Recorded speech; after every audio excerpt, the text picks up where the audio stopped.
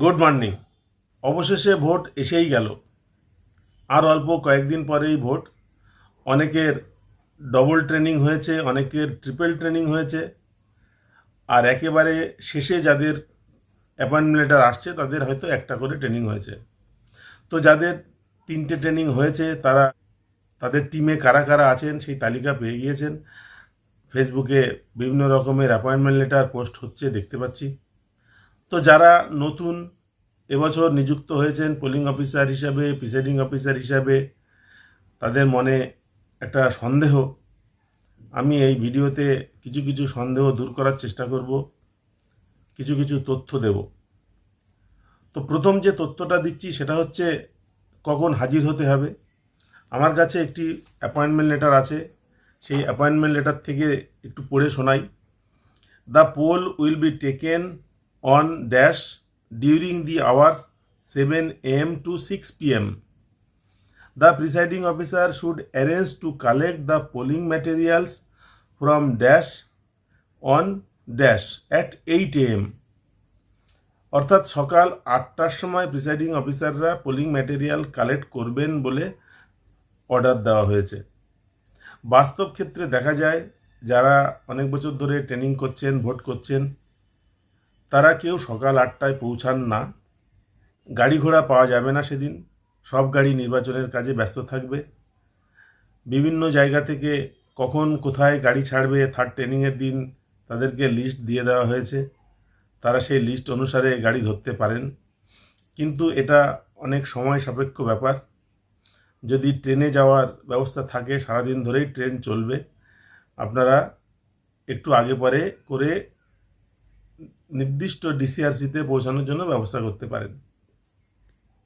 যারা একটু বেশি পুরানো, বেশ কয়েক বছর ধরে ট্রেনিং করেছেন, ভোট করেছেন, তারা কেউ সকাল 8টায় ডিসিআরসিতে পৌঁছান না। বেশিরভাগ তারা পৌঁছান 12টা 1টার কাছাকাছি, এবং গিয়ে দেখেন প্রচুর লাইন, সব জায়গায় লাইন। বেশিরভাগ লোক যদি 12টা 1টার কাছাকাছি পৌঁছায় তাহলে সেই সময় ভিড় হবে, অ্যাটেন্ডেন্সে লাইন, তারপরে বিভিন্ন রকমের ট্যাগিংয়ে লাইন। আমি এই ভিডিওতে জানাবো একজন প্রিসাইডিং অফিসারকে সাধারণত কোন কোন জায়গা থেকে কি কি কাজ করতে হয়।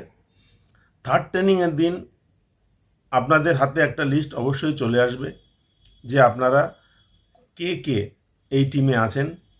যদি ডিউটি অ্যাসাইন্ড হয় তাহলে লিস্ট পাবেন, যাদের রিজার্ভ তাদের লিস্ট থাকবে না, কেবলমাত্র একটি নাম থাকবে।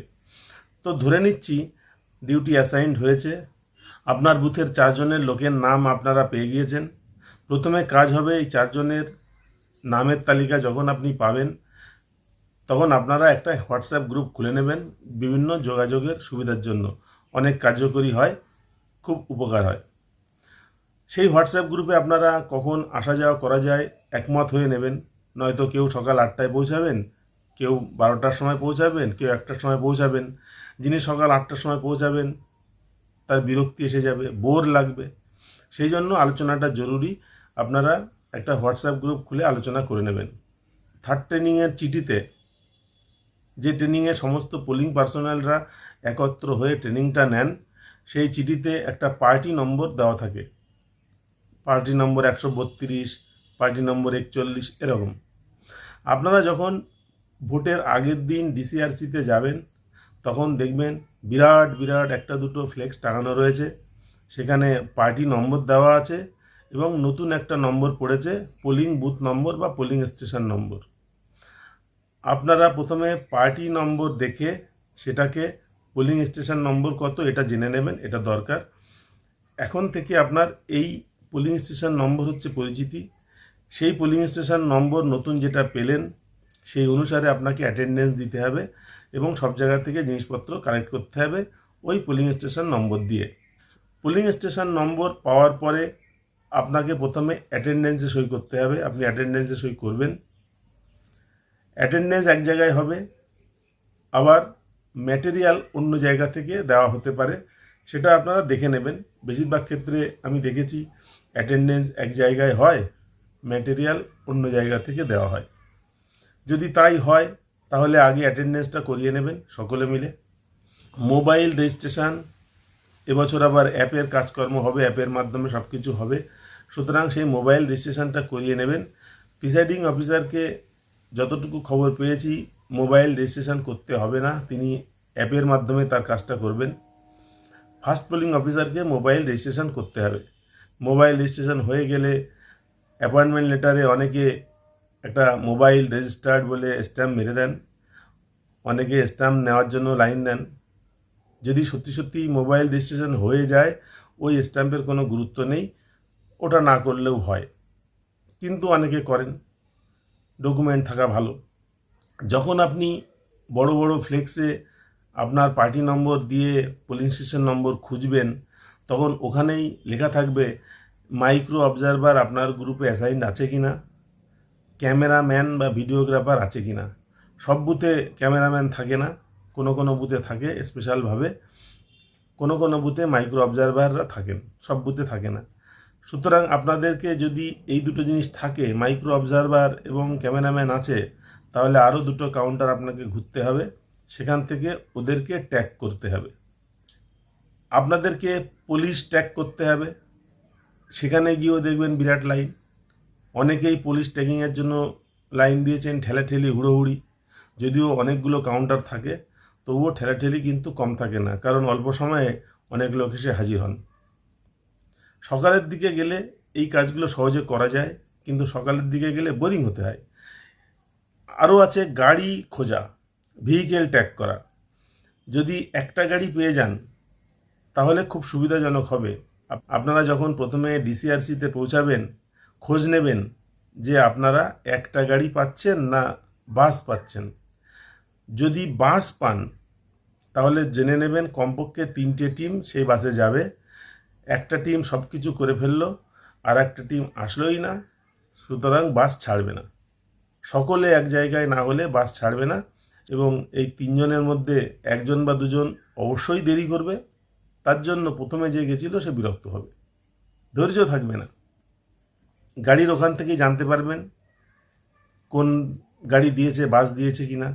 বাসের কাছে যাবেন, দেখবেন সেই বাসের সামনে বড় করে একটা সাদা কাগজে কোন কোন পার্টি যাবে তার তালিকা পাবেন, কত কত নম্বর বুথ ওই বাসে যাচ্ছে। ধরুন বাসে 3টে টিম যাচ্ছে, তাহলে কোনো একটা তালিকা পাবেন, সেখানে বাস নাম্বার দেওয়া থাকবে, কোন কোন টিম যাবে, তার প্রিসাইডিং অফিসারের ফোন নম্বরও দেওয়া থাকতে পারে। ফোন নম্বর পেলে ফোন করে জেনে নেবেন, কথাবার্তা বলে নেবেন। যদি দেখেন যে আপনাদের জন্য একটা গাড়ি বরাদ্দ আছে, তাহলে যত তাড়াতাড়ি সম্ভব ফাঁকা থাকতে থাকতে presiding officer, first pulling officer এবং আরও অন্যান্য 2-1জন পুলিং অফিসারের সহায়তায় আপনারা ম্যাটেরিয়াল তুলে নেবেন। বেশিরভাগ ক্ষেত্রে দেখা যায় ম্যাটেরিয়াল প্রত্যেকেই একই জিনিসই পান, কারোর কোনো কিছু কম বেশি হয় না।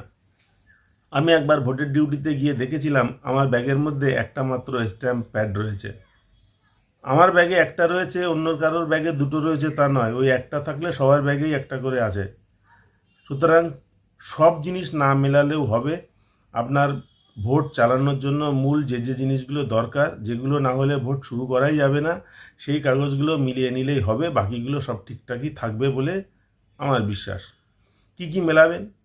প্রথম মেলাবেন marked copy of electoral roll. 3টে কপি থাকে ভোটার লিস্ট, একটা মার্কড কপি, 2টো ওয়ার্কিং কপি। 3টে আছে কি না, যদি ভোটার লিস্টগুলো পান একটু দেখে নেবেন পরপর পাতাগুলো সব ঠিক আছে কি না। যদি দেখেন মাঝখানে 2টো পাতা নেই, তাহলে ওই কাউন্টারে গিয়ে বলতে হবে। 2 নম্বর বিষয় হচ্ছে মক পোলের জন্য যা যা দরকার, যে যে ফর্মগুলো দরকার, সেই ফর্মগুলো আছে কি না। যেখানে ভোটাররা ভোট দেওয়ার সময় সই করেন সেই রেজিস্টার অফ ভোটার্স আছে কি না, 17C আছে কি না।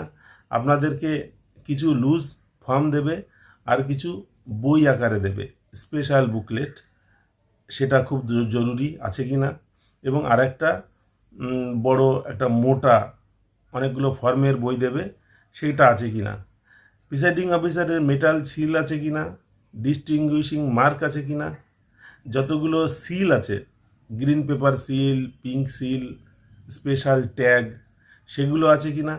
এবং তার জন্য আপনারা আগে আগে কোন কোন পেপারগুলো গুরুত্বপূর্ণ প্রিসাইডিং অফিসারের গাইড বই থেকে আপনারা জানতে পারবেন। বিভিন্ন জায়গায় সেগুলো উম, পাওয়া যাচ্ছে, সেই তালিকাগুলো একটু দেখে নেবেন। ওই তালিকা কটা এবং ওই বিশেষ বিশেষ ফর্মগুলো মিলিয়ে নিলেই হবে, বাকিগুলো এমনিই থাকবে। যদি একটা গাড়ি হয় তাহলে মাল ম্যাটেরিয়ালগুলো তুলে নিয়ে সকলের সহযোগিতায় আপনারা যত তাড়াতাড়ি বুথে পৌঁছে যেতে পারবেন তত সুবিধা, কাজ করবার সময় পাবেন।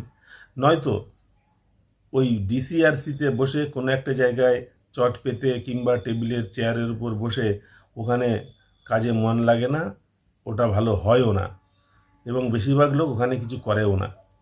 যাদের ক্ষেত্রে একা একা যাওয়ার উপায় নেই, তারা অন্যের জন্য অপেক্ষা করে, ফোনাফুনি করে এবং বসে বসে আস্তে আস্তে এই কাজগুলো করে। গাড়ি একটা হলে তাড়াতাড়ি করে মাল ম্যাটেরিয়াল তুলে নিয়ে মিলিয়ে টিলিয়ে আপনারা বুথে চলে যাবেন, সেখানে গিয়ে ফ্রেশ হয়ে কাজ শুরু করে দেবেন। তবে হ্যাঁ, যদি দেখেন যে আপনাদের 2-3টে পার্টি মিলে একটা বাস দেওয়া হয়েছে, তাহলে দুপুরের খাবারটা খেয়ে নেবেন। এবং 3টে পার্টি থাকলে আপনারা দেখবেন বিকালের আগে সে গাড়ি যাবে না।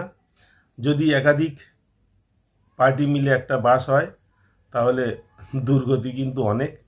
প্রথম দুর্গতি হচ্ছে সকলে মিলে একত্র হয়ে পোলিং স্টেশনে পৌঁছানো, এবং পরের দুর্গতি হলো ভোট হয়ে যাওয়ার পরে এক দলের দেখবেন সকাল সকাল হয়ে গেছে, আর এক দলের দেখবেন অনেক দেরি করে কাজ কমপ্লিট হচ্ছে। সমস্যাটা এমনি কিছু নয়, টাইমের সমস্যা। একদল কাজ হয়ে গিয়ে বসে থাকবে, বিরক্তি প্রকাশ করবে, অন্য দল কাজ করতে থাকবে। এক দলের কাজ হয়ে যাবে, রেডি হয়ে বসে থাকবে, অন্য দল আসবে না, এরকম কিছু কাজ কারবার কিন্তু হবে।